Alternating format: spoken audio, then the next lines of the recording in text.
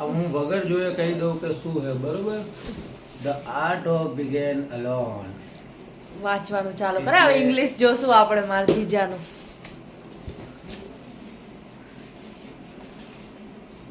English વાંચવાનું છે એવું.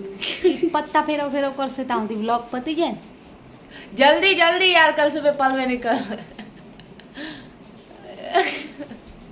The answer come to study. વાંચ્યો હોય ખી શું કરવાનું વચમાં? હે ખી શું કરવાનું? I don't think I need to talk about how much experience you will be give another દશામાની option. વાર્તા ચાલુ થઈ ઇંગ્લિશમાં.